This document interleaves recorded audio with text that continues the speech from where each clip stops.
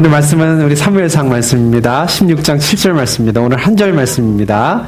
사무엘상 16장 7절 말씀입니다. 사무엘상 16장 7절 말씀 구약성경입니다.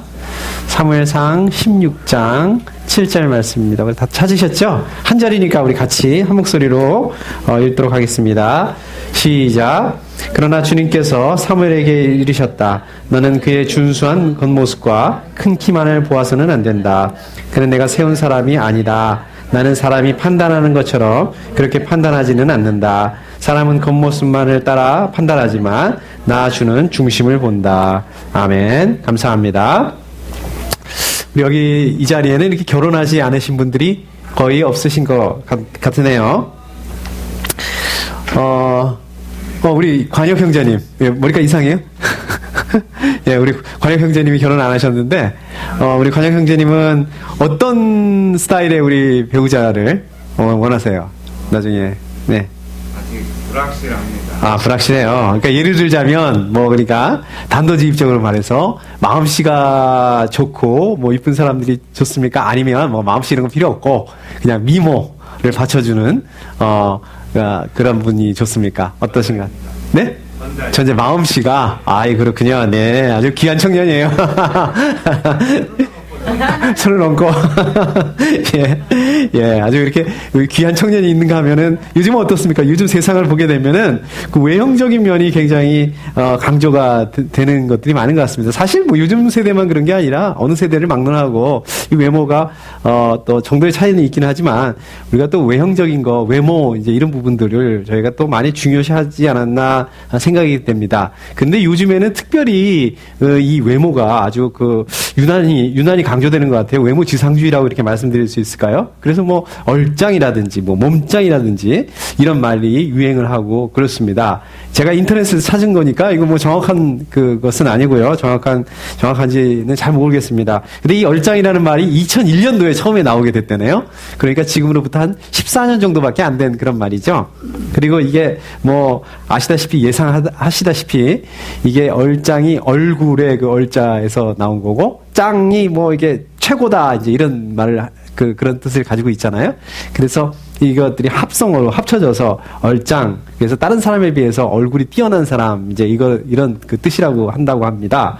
그래서 실제로 인터넷에서 무슨 얼짱 대회 이런 게 있었다고 그러네요. 그렇게 하고, 얼짱이라는 그 반대말도 있다고 합니다. 얼꽝, 들어보셨어요? 이거는 뭐라 그럴까요? 좀, 외모가 좀 떨어진다든지, 외모가 짜증나게, 인터넷에 본다면, 외모가 짜증나게, 어떻게, 외모가 왜 어떻게 짜증나게 하는지는 모르겠지만, 이런 경우에 이렇게 부른다고 합니다. 몸짱이라는 거는 몸매가 좋다는 그런 뜻 아니겠어요? 그렇게 하고, 또 이렇게 찍으면 아주 예쁘게 나오는 그런 렌즈를 장착한 그런 폰이 있는데, 이걸 얼짱폰이라고 이렇게 그런다고 하네요. 저도 이제 처음, 예, 이런 것들을 보게 됐습니다. 그래서 요즘에는 상당히 외모가 강조가 되는 그런 사회를 저희가 살고 있지 않는가 생각이 됩니다. 그래서 외모가 좋지 않으면 이게 취업도 잘 안 돼서 면접을 위해서 취직하기 위해서 또 성형수술을 했다, 이런 얘기들도 많이 듣게 되고요. 또 이렇게 외모가 좋지 못하면 또 심지어는 결혼도 하기 힘든 우리 형제님 같이 이렇게 마음씨 좋은 사람을 좀 찾았으면 좋겠는데, 외모가 좋지 못하면 이제 결혼도 굉장히 어렵다고 이제 하는 것들을 많이 듣게 됩니다. 사실 저도 이렇게 이 얼굴에 이 작은 키를 가지고 결혼하기 힘들 뻔했어요. 요즘 같았으면 늘 감사하면서 살고 있습니다. 어디 외모뿐이겠습니까? 우리 결혼을 하기 위해서는 요즘에는 또 학벌도 중요하고 또 집안도 중요하고 또 어떤 직업 같이 경제적인 그런 조건들도 굉장히 많이 따진다고 합니다. 그런데 이 문제는 우리 그리스도인들도 이러한 뭐라 그럴까요? 이 외모를 강조하는 외모 조건, 이제 이런 것들을, 이런 부분들에 대해서 우리도 자유롭지 못하다는 것이 이제 문제가 아니겠습니까? 그런데 오늘 말씀해 보시면, 성경 말씀해 보시면 지금 하나님께서 사무엘에게 말씀하고 있는 거죠. 하나님께서 사무엘에게 이렇게 말씀하고 있습니다. 너는 그의 준수한 겉모습과 큰 키만을 보아서는 안 된다, 이렇게 말씀하고 있습니다. 그렇다면 지금 이 말씀을 통해서 보게 되면 사무엘이 어떤 뭔가를 선택하고 결정을 해야 되는 그런 입장에 있었던 것이죠. 그런 입장에 있었는데 사무엘이 지금 외모하고 이 겉모습을 통해서 뭔가를 지금 선택하고 있다, 또 결정하고 있다라는 것들을 보고 저희가 생각을 해볼 수가 있겠습니다. 과연 이 사무엘이 뭐를 결정을 하는데 이렇게 외모와 또 겉모습을 가지고 이렇게 결정할 수 있게 되었을까요? 우리가 이 질문을 가지고 오늘 말씀 한번 나눠보도록 하겠습니다. 먼저 오늘 그 말씀이 이제 배경이 되게 되는 거는 이제 시작이 되는 그런 포인트는 사무엘상 15장 35절 말씀을 봐야 될 것 같아요. 거기 보시게 되면 제가 한번 읽어보겠습니다. 그 다음부터 사무엘은 사울 때문에 마음이 상하여 죽는 날까지 다시는 사울을 만나지 않았고 주님께서도 사울을 이스라엘의 왕으로 세우신 것을 후회하셨다. 이렇게 말씀하고 있습니다. 15장 말씀을 전체적으로 이렇게 보시게 되면 이제 사울이 아멜렉과의 전쟁을 치르게 되죠. 전쟁을 감당하게 되는데 하나님의 말씀을 어기고 자기 뜻대로 자기 마음대로 합니다. 자기 마음대로 일을 처리하게 됩니다. 그 전쟁과 일을 처리를 하게 돼서 결국 이 사무엘이 이러한 사울 왕 때문에 이 마음이 상하게 됐죠. 그리고 이제 괴로워하게 됐습니다. 그래서 이제 사무엘이 사울 왕을 다시는 만나지 않겠다. 그리고 이제 만나지 않게 되죠. 뿐만 아니라 이제 하나님께서도 오죽했으면 이 사울 왕을 이스라엘의 왕으로 세운 것을 후회하셨다. 이제 이렇게 말씀하실 정도로, 성경에서 이렇게 말씀하실 정도로 이제 사울 왕이 지금 이런 처지에 있었던 것이었습니다. 자, 이제 그 사무엘이 이렇게 사울 왕 때문에 마음이 상해서 또 괴로워하고 있었는데 하나님께서 사울 왕을 대신할 이스라엘의 그 왕을 준비하시게 됐습니다. 그리고 이제 사무엘에게 말씀하시죠. 16장 1절 말씀입니다. 후반부에 보면 이렇게 말씀하고 있습니다. 베들레헴 사람 이새에게로 가거라. 내가 이미 그의 아들 가운데서 왕이 될 사람을 한 명 골라 놓았다. 이렇게 말씀하고 있습니다. 자, 그러자 사무엘이 난색을 표현하죠. 보면 2절 말씀에 보면 내가 어떻게 길을 떠날 수 있겠습니까? 사울이 이 소식을 들으면 나를 죽일 것입니다. 사실 그 요즘에만 이렇게 뭐 비밀 경찰이라든지 뭐 국정원이라든지 이렇게 첩보 기관들이 있었던 것이 아닙니다. 당시에도 마찬가지였죠. 이게 왕의 주변에는 이런 사람들이 있어서 심지어는 이렇게 사무엘 선지자의 일거수일투족까지 이렇게 왕에게 이 보고를 하고 이제 그렇게 됐던 것입니다. 자, 그러니까 이제 사무엘 말은 만약에 사무엘이 자기가 사울을 대신할 이스라엘의 왕을 세울 것을, 다른 사람으로 왕을 세우려고 한다는 것을 알면, 사울 왕이 알게 되면 자기를 죽일 것이다. 자기를 가만 놔주지 않을 것이다. 자기가 그래서 살아날 수가 없을 것이다. 지금 이런 얘기를 하고 있는 거죠. 하나님께 이런 말씀을 하고 있는 거죠. 그러니까 이제 하나님이 사무엘에게 이 사울 왕도 어떻게 할 수 없는 그러한 그 묘안을 주세요. 명분을 주세요. 2절하고 3절을 보면 이렇게 되어 있습니다. 너는 암송아지를 한 마리 끌고 가서 주님께 희생 제물을 바치러 왔다고 말하여라. 그리고 이새를 제사에 초청하여라. 그 다음에 해야 할 일은 내가 거기에서 너에게 일러주겠다. 너는 내가 거기에서 일러주는 사람에게 기름을 부어라. 그러니까 일단은 사무엘이 하나님께 희생 제사를 드리러 베들레헴으로 이제 가라는 거죠. 그리고 거기에 가면 이새라는 사람이 있는데, 영어로 제시라는 그런 사람이 있는데 이 사람을 초청하라는 것입니다. 그 다음부터는 하나님께서 그때 가서 자세히 알려주실 것이다. 하나님께서 말씀하는 사람이 있을 것인데 그 사람을 왕으로 기름을 부어라, 왕으로 세워라, 이제 이렇게 얘기를 하는 거죠. 자, 이제 그래서 이제 사무엘이 하나님의 이 말씀에 순종을 해서 이제 베들레헴으로 갔습니다. 그리고 이제 베들레헴 장로들을 만나게 되죠. 근데 이 베들레헴 장로들이 완전히 눈치고 다녀요. 보니까 이렇게 얘기하죠. 첫 마디가 좋은 일로 오시는 겁니까? 이렇게 물었습니다. 베들레헴 장로들이 사무엘에게 이제 이렇게 물었습니까? 그러니까 이제 사무엘이 하나님께서 말씀해 주신 대로, 알려주신 대로 하나님께 제사를 드리러, 희생 제사를 드리러 왔다. 이제 이렇게 얘기를 합니다. 자, 그래서 이제 사무엘이 이제 희생 제사를 드리게 되려면 정결 의식을 가져야 되니까 장로들에게, 베들레헴 장로들에게 정결 의식을 갖게 하고 이새하고 그 아들들은 직접 사무엘이 이제 정결 의식을 하게 하죠. 그 다음에 정결 의식을 하고 이새하고 그 아들들을 제사에 직접 초청을 합니다. 그래서 이제 이새의 아들들이 사무엘 앞으로 나오게 됐습니다. 먼저 그 사무엘이 먼저 이새의 장남이었죠. 엘리압을 보았어요. 엘리압을 보면서 이제 사무엘이 속으로 뭐라고 생각을 했냐면, 거기에 6절 말씀을 보니까 주님께서 기름 부어 세우시려는 사람이 정말 주님 앞에 나섰구나 이렇게 생각한 거죠. 그러니까 이게 무슨 말씀이냐면 엘리압의 모습을 보고 야 역시 이 하나님께서 이 사람을 왕으로 세우시려고 그러나 보다. 이제 외모를 그 겉모습을 보고 이렇게 생각을 했던 거죠. 생각만 했던 거예요. 아직 얘기를 한 것도 아니고. 그런데 이 사무엘의 생각을 하나님께서 아시고 바로 오늘 본문 말씀 이렇게 제가 다시 한번 읽어보겠습니다. 너는 그의 준수한 겉모습과 큰 키만을 보아서는 안 된다. 그는 내가 세운 사람이 아니다. 나는 사람이 판단하는 것처럼 그렇게 판단하지는 않는다.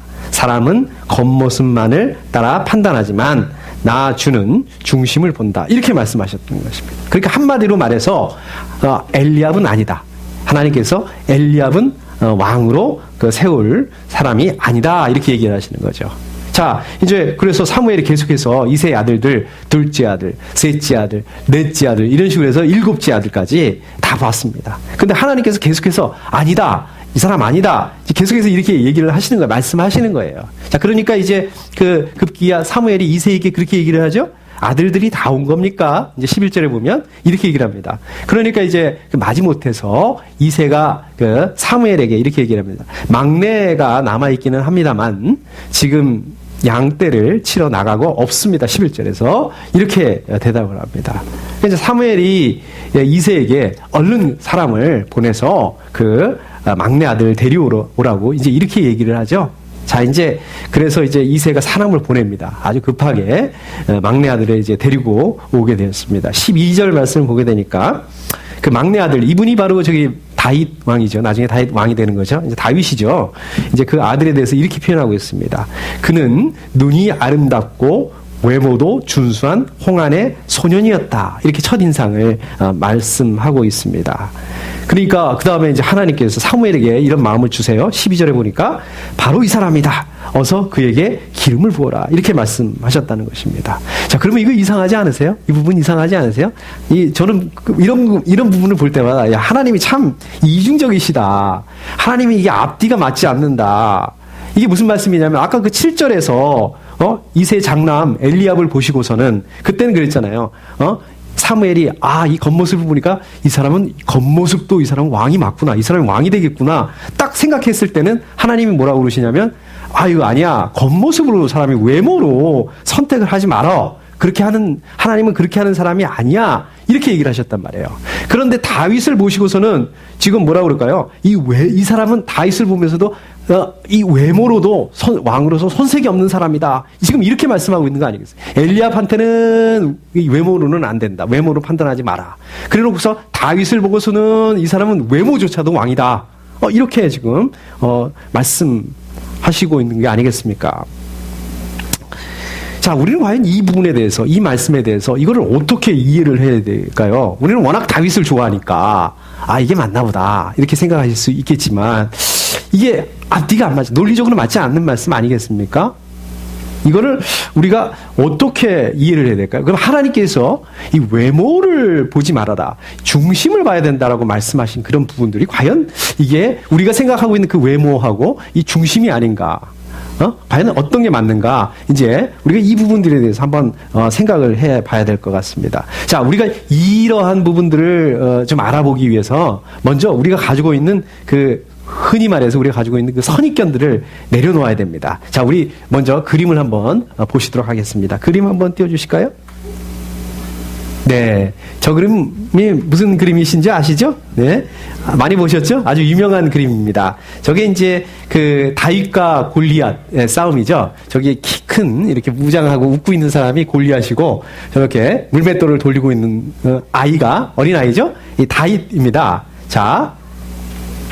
우리가 이렇게 그래서 다윗을 어떻게 생각합니까? 보통은 아이라고 생각을 하죠. 어린아이라고 생각을 합니다. 자, 이제 그림을 내려주십시오.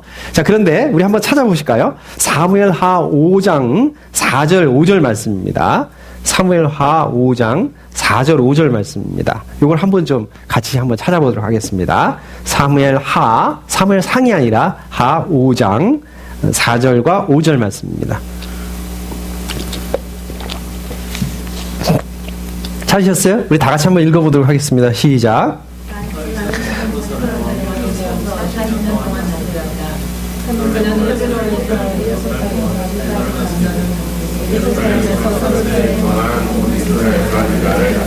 네, 아멘. 그러니까 다윗에 대한 다윗의 나이에 대해서 나와 있는 건 거의 아마 여기가 유일할 거예요. 지금 다윗의 나이를 우리가 생각해 볼 수 있게 한 그 부분들이.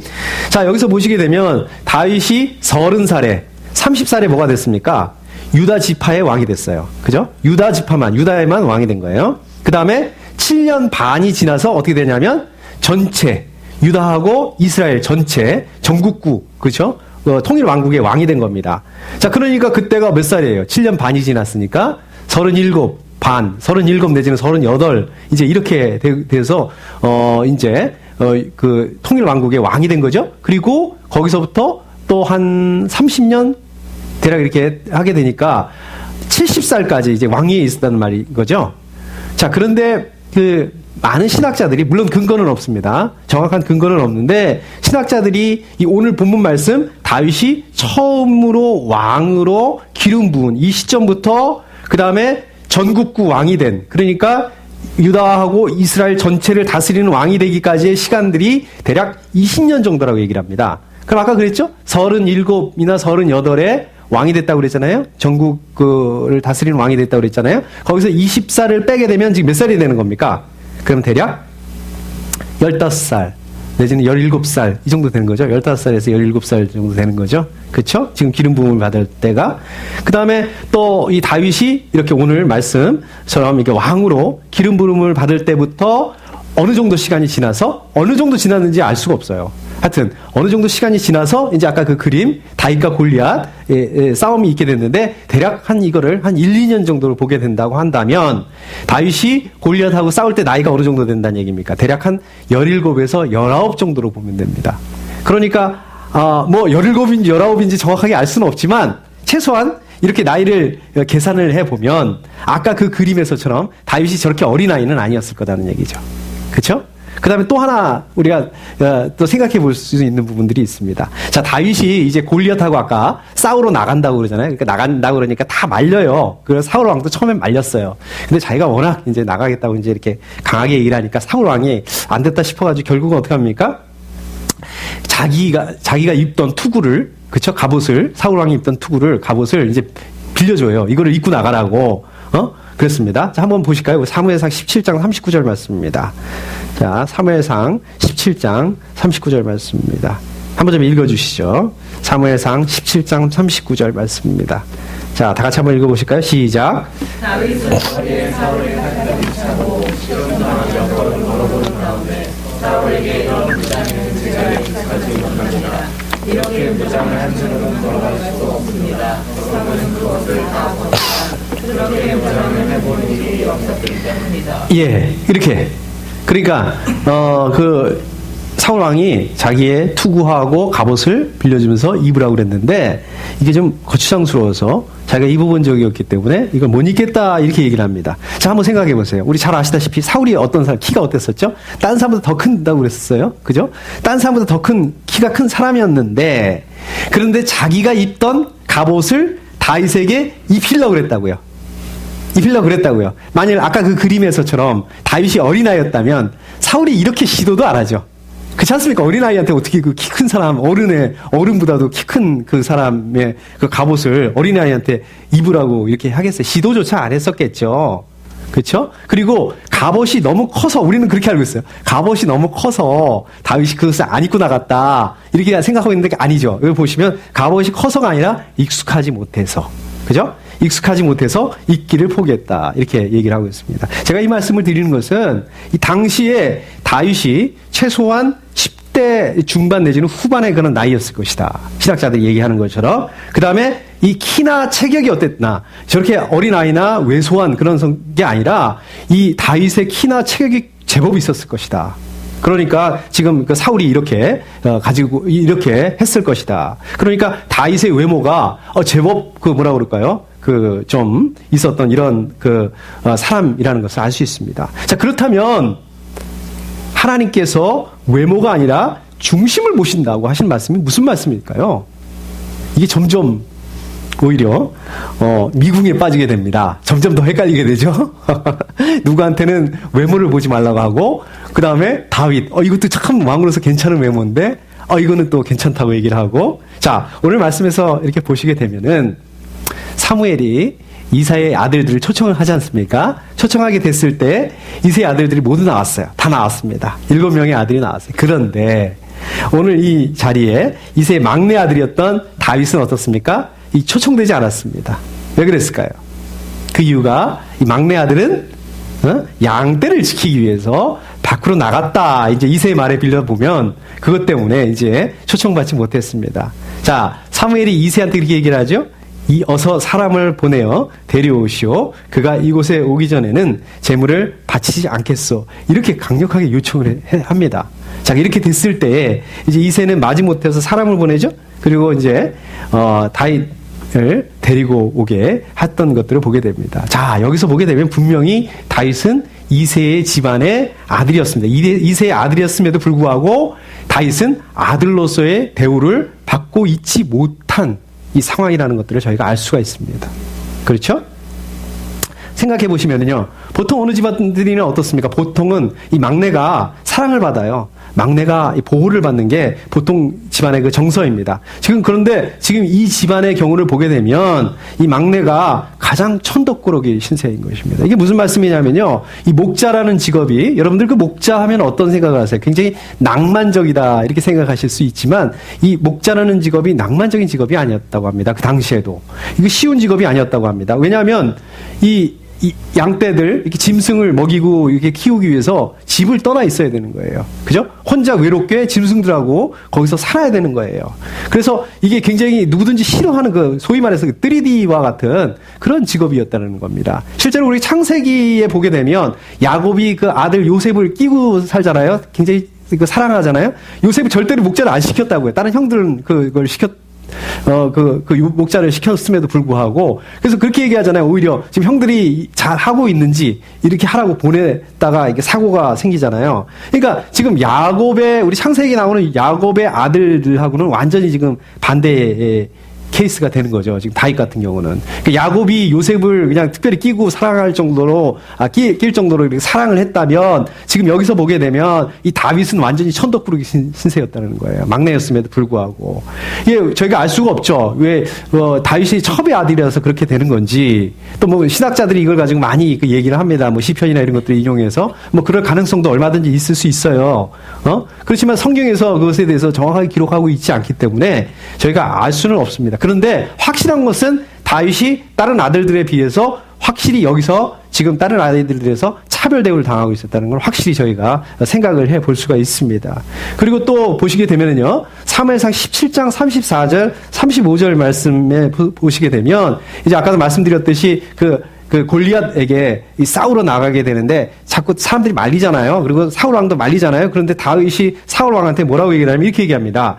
임금님의 종인 저는 아버지의 양떼를 지켜왔습니다. 사자나 곰이 양떼에 달려들어 한 마리라도 물어가면 저는 곧바로 뒤쫓아가서 그놈을 쳐 죽이고 그 입에서 양을 꺼내어 살려내곤 하였습니다. 그 짐승이 저에게 덤벼들면 그 턱수염을 붙잡고 때려 죽였습니다. 이렇게 말하고 있는 것이었습니다. 자, 이게 무슨 얘기입니까? 자, 양떼를 이렇게 지키다 보면, 어떻습니까? 이 벌판이나 이런 데서 양떼를 지키다 보면 당연히 야생동물이라든지, 사자나 곰과 같은 그런 맹수가 와서 양떼를 물어가는 경우가 있을 수 있겠죠? 그렇지 않겠습니까? 저희가 잘 알 수가 없지만 그 상황들을. 하여튼, 그렇게 됐을 때, 어떻게 되냐면, 다윗이 그 맹수들을 바로 쫓아가서 입안에 물고 있는 그 양을 꺼내서 찾아왔다, 이 얘기예요. 그리고 그 맹수들이 혹시라도 자기한테 그렇게 덤벼들 수 있겠죠. 덤벼들게 되면 턱수염을 붙잡고서라도 그 맹수들을 죽였다 이거예요. 자, 그런데 이걸 한번 잘 생각해 보세요. 다윗이 왜 그렇게까지 할 필요가 있었냐는 거예요. 그렇게까지 할 필요가 있었느냐. 양은 많아요. 많은 양 중에서 한 마리를 잊어버리게 되면 아깝긴 아깝겠죠. 근데 자기 거 아니에요. 어차피 아버지 거예요. 자기는 그렇게 원하지 않지만 그걸 하는 거예요. 근데 그 한 마리를 잃었다고 해서 그렇게 목숨을 거느냔 말이에요. 그냥 한 마리 차라리 잃어버리는 게 낫지. 응? 근데 그걸 그냥 맹수한테 따라가서 입에 물고 도망가는 거를 붙잡고서 입에서 끊어내가지고, 그런 그 맹수를 자기가 쳐 죽였다. 이건 다분히 어떻습니까? 그렇게 할 필요가 없었음에도 불구하고 다분히 이 다윗이 무슨 사연이나 그 감정을 가지고 있었던 거죠. 다시 말씀드리자면 다윗이 이렇게 할 수밖에 없었던 것은 양에게 이렇게 할 수 있었던 것은 바로 그 양은 어떻습니까? 자기 자신을 보호할 힘이 없었어요. 그렇지 않습니까? 그런 아무 보호 능력이 없었어요. 그 양들, 이 양들을 통해서 이 억울하고 자기 자신조차도 보호할 수 없는 이 다윗 자기의 처지와 이 동질감을 가졌다. 그렇기 때문에 아마도 이렇게 했는지 모르겠습니다. 12절 말씀을 보니까요. 12절 말씀을 보게 되면 그는 눈이 아름답고 외모도 준수한 홍안의 소년이었다. 아까 말씀드렸죠? 근데 이 말씀은 무슨 얘기냐면 이 말씀 그 앞부분에 나와 있는 다윗의 형들 엘리압을 포함해서 다윗의 형들처럼 이 다윗도 굉장히 그 외모적으로는 굉장히 떨어지는 사람이 아니었다는 얘기예요. 형들에 비해서 외모적으로도 굉장히 준수한 사람이었다는 그런 의미라고 볼 수 있겠습니다. 그러니까 다시 말씀드리자면 우리가 세상적으로 소위 말해서 세상적으로 외적인 조건을 보더라도 이 다윗은 다른 사람들에게 내지는 다윗의 형들에게 이렇게 차별당할 이유가 없었다는 거예요. 그럼에도 불구하고 그런데 오늘 그 말씀에서 보시게 되면 하나님께서 이 사무엘에게 나 주는 중심을 보신다. 자, 이렇게 말씀하셨다는 거예요. 그러면 이게 무슨 의미냐는 얘기예요. 이렇게 해석하시는 분들 많죠? 아마 하나님께서 다윗의 그 순수한 마음을 보셨을 것이다. 착한 마음. 근데 다윗이 순수했나요?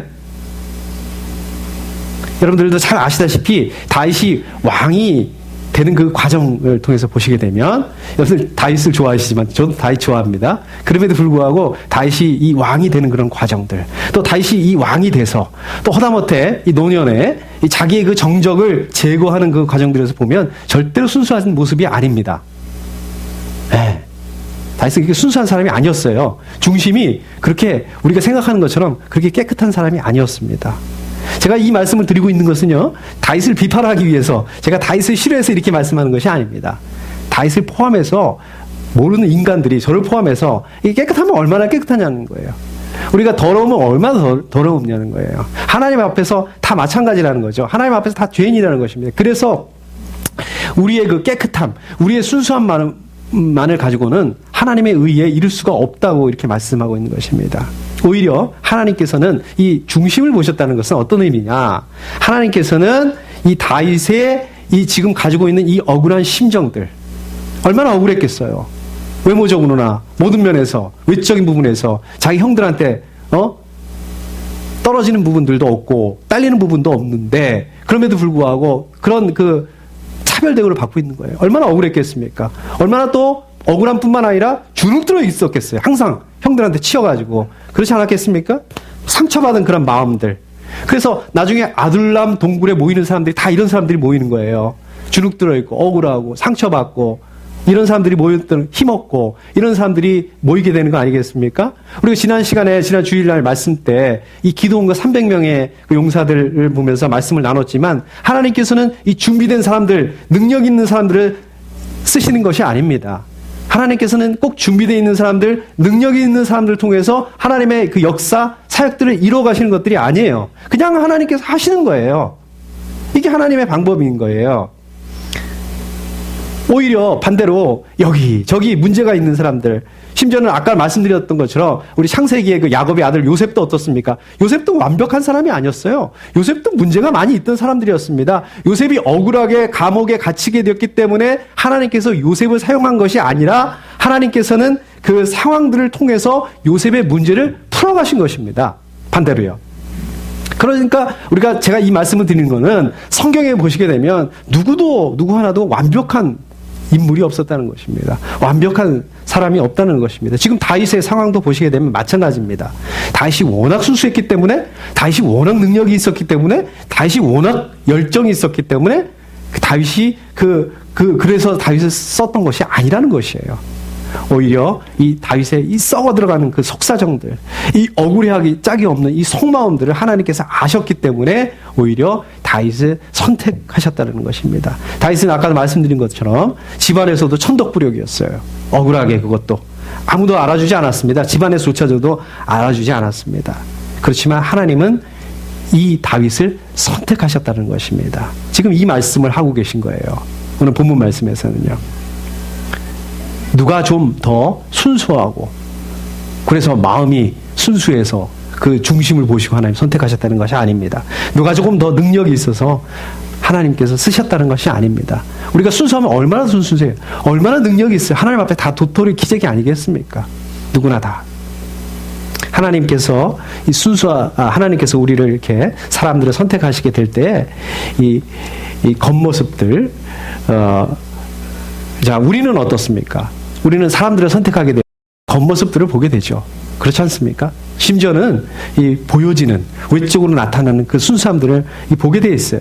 그게 선택의 기준으로 되게 돼 있습니다. 그럴 수밖에 없죠. 우리 인간은 연약하고 한계가 있기 때문에. 그러나 하나님께서는 어떻습니까?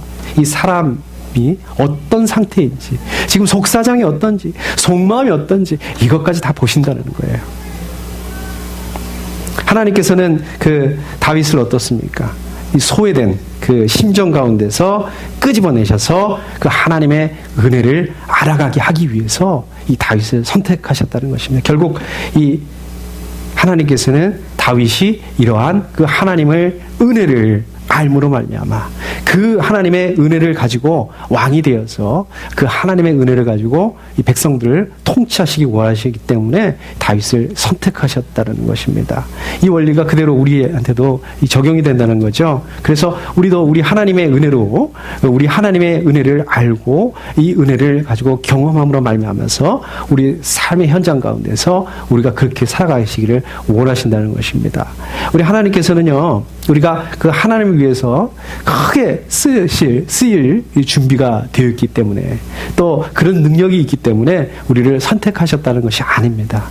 오히려 우리는 저부터도 그렇습니다. 우리라고 말씀드리기 참 그렇습니다. 저부터도 뛰어난 것도 없고요. 잘하는 것도 없고요. 외모도 그렇고요. 그런데 오히려 우리 안에 억울하고 주눅들고 상처받은 이 속마음들을 하나님께서 보신다는 것입니다. 하나님께서는 이렇게 여기 저기 이 문제가 많은 우리들을 우리의 문제들을 다루어 가셔 주신다는 것입니다.